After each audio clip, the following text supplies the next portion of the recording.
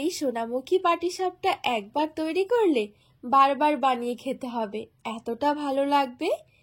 ঘরে থাকা মাত্র কয়েকটা উপকরণ দিয়ে তৈরি করে নিতে পারবেন একদমই তুলোর মতো নরম তুলতুলে পাটিসাপটা। নমস্কার বন্ধুরা, নতুন একটা পর্ব দেখার জন্য আপনাদের সকলকে স্বাগত জানাই। আজকে তৈরি করে দেখাবো সোনামুখী পাটিসাপটা। পাটিসাপটা কিন্তু আমরা অনেকে অনেকভাবে বানিয়ে খেয়েছি, তবে এইভাবে একবারে সোনামুখী পাটিসাপটা তৈরি করে দেখুন, খেতে ভীষণ ভালো লাগে।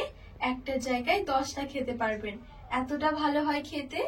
তো চলুন খুবই সহজভাবে বানিয়ে দেখাবো, আশা করছি আপনাদের অনেক ভালো লাগবে। তো এই পাটিসাপটা পিঠে তৈরি করার জন্য আমি এখানে একটা বাটির মধ্যে এক বাটি মেপে আমি নিয়ে নেব সুজি।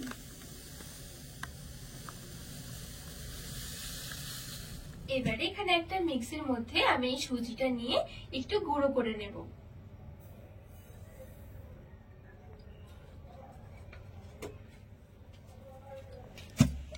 তো এখানে সুজিটা আমি খুব সুন্দর করে গুঁড়ো করে নিয়েছি। একদম পুরোপুরি কিন্তু পাউডার হবে না, একটু খসখসে থাকবে। এবারে এই সুজির গুঁড়োটা একটা বাটির মধ্যে নিয়ে নেব। এবারে গুঁড়ো করা সুজির মধ্যে দিয়ে দেব সেই বাটি মেপে 1.5 বাটি মতন চালের গুঁড়ো। এটা আমি বাজার থেকে কেনা শুকনো চালের গুঁড়োটা নিয়েছি, আপনারা চাইলে কিন্তু ভেজা চালের গুঁড়োটাও কিন্তু নিতে পারেন। আর হাফ দিয়ে দেব, যদি হাতের কাছে চালের গুঁড়ো না থাকে সেক্ষেত্রে কিন্তু চালের গুঁড়োর পরিবর্তে ময়দা দিয়েও কিন্তু করতে পারবেন। আর দিয়ে দেব 3 টেবিল চামচের মতন চিনি, চিনিটা আমি এখন কমই দিয়েছি। আর হাফ টেবিল চামচের মতন নিয়েছি লবণ। আর দিয়ে দেব 2 টেবিল চামচ গুঁড়ো দুধ। হাতের কাছে থাকলে দেবেন, খেতে ভালো লাগবে, না থাকলে না দিলেও হবে। শুকনো জিনিসগুলো একটু মিশিয়ে নেব। তো এখানে খুব সুন্দরভাবে আমি শুকনো জিনিসগুলো মিশিয়ে নিয়েছি। এবারে এখানে আমি কিছুটা পরিমাণে নিয়েছি লিকুইড হালকা কুসুম গরম দুধ। দুধটা আমি আগে থেকে একটু জাল করে নিয়েছিলাম, এবারে অল্প অল্প করে দিয়ে মেশাতে থাকবো।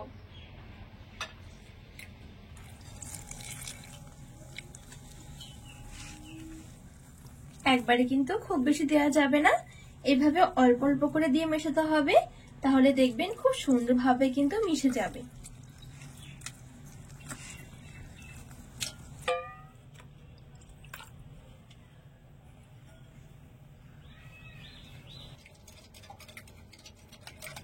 তো এখানে খুব ভালো করে আমি মিশিয়ে নিয়েছি সবকিছু। আর এখানে কিন্তু খুব বেশি পাতলা নয়, এই দেখুন, আবার কিন্তু খুব বেশি ঘনও নয়। এবারে ঢাকা চাপা দিয়ে 5 মিনিটের মতন একটু রেস্টে রেখে দেব। এবারে এই পাটিসাপটা পিঠের জন্য আমি একটা পুর তৈরি করে নেব। নিয়েছি 1 বাটি নারকেল কোড়া, আর দিয়ে দিচ্ছি হাফ বাটি পাটালি গুড়। হাতের কাছে যে কোনো গুড় থাকলে হবে, তাছাড়া কিন্তু চিনি দিয়েও কিন্তু তৈরি করা যাবে এই পুরটা। এবারে নেড়ে ছেড়ে গুড়টা একটু গলিয়ে নেব।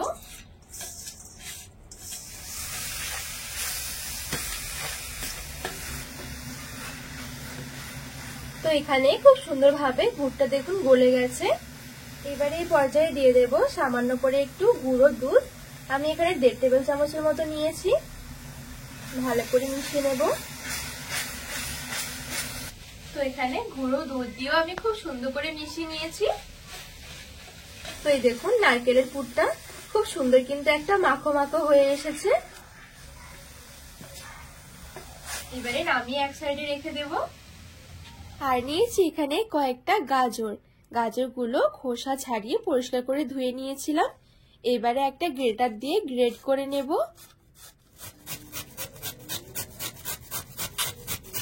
তো সবগুলো গাজর খুব সুন্দরভাবে গ্রেট করে নেওয়া হয়ে গেছে। আর এদিকে কিছুক্ষণ রেস্ট হয়ে গেছে এই গোলাটা। এখন চিনিগুলো খুব সুন্দরভাবে গলে গেছে, আর সুজিগুলোও কিন্তু ফুলে গেছে। তো এখানে এই পাটিসাপটা তৈরি করার জন্য ব্যাটারটা আমার একটু ঘন মনে হচ্ছে, তো আমি ওপর থেকে অল্প জল দিয়ে ভালো করে মিশিয়ে নেব। তো এখানে খুব সুন্দরভাবে মিশিয়ে নিয়েছি। এখন কিন্তু এই গোলাটা রেডি হয়ে গেছে, না খুব বেশি পাতলা না ঘন। এই দেখুন কত সুন্দরভাবে একটা কোটিং এসেছে। এইবারে এখান থেকে কিছুটা পরিমাণে নিয়ে নিচ্ছি, নিয়ে এই গাজরের মধ্যে দিয়ে দেব।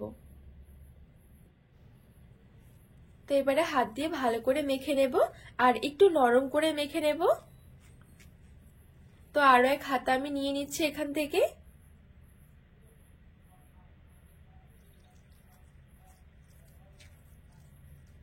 তো এখানে দেখুন খুব সুন্দরভাবে কিন্তু মাখা হয়ে গেছে।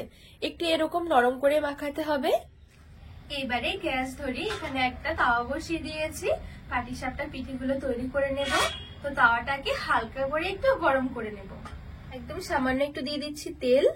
তেলটা দিয়ে চারিদিকে খুব সুন্দর করে একটু মুছে নেব একটা কাপড় দিয়ে।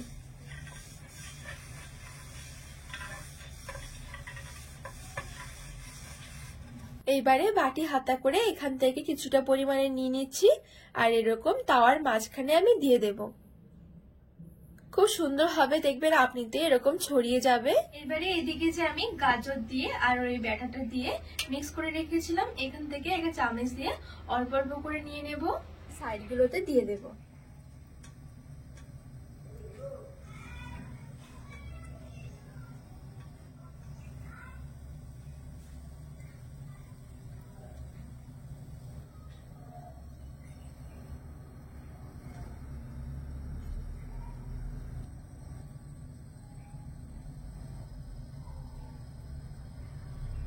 খুব সুন্দর করে চারদিকে আমি এভাবে করে একটু ছড়িয়ে লাগিয়ে নিয়েছি।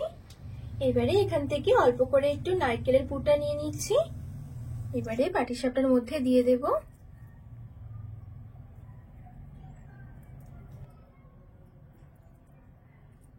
আর এই দেখুন কিছুক্ষণের মধ্যে কিন্তু এর সাইড থেকে খুব সুন্দরভাবে কিন্তু ছেড়ে ছেড়ে আসবে।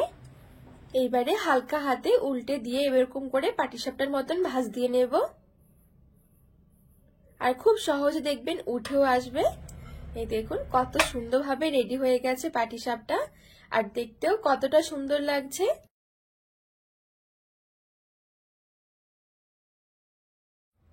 তো একইভাবে সবগুলো পাটিসাপটা পিঠে আমি তৈরি করে নেব।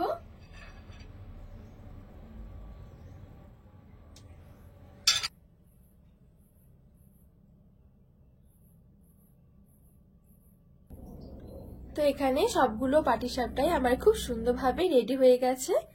খেতে ভীষণ ভালো লাগে, একদমই নরম তুলতুলে পাটিসাপটা। আর এই পাটিসাপটা একটা খেলে মন তো ভরবেই না, মুখে দেওয়ার সাথেই মিলিয়ে যাবে। বন্ধুরা, আজকে এই সোনামুখী পাটিসাপটার রেসিপি আপনাদের কেমন লেগেছে অবশ্যই কিন্তু কমেন্ট করে জানাবেন। আর আপনারা অবশ্যই এভাবে একবার হলেও বাড়িতে বানিয়ে দেখবেন, খেতে কিন্তু ভীষণ ভালো লাগে। তো রেসিপিটি ভালো লাগলে চ্যানেলটিকে সাবস্ক্রাইব করে পাশে থাকা অনুরোধ রইল।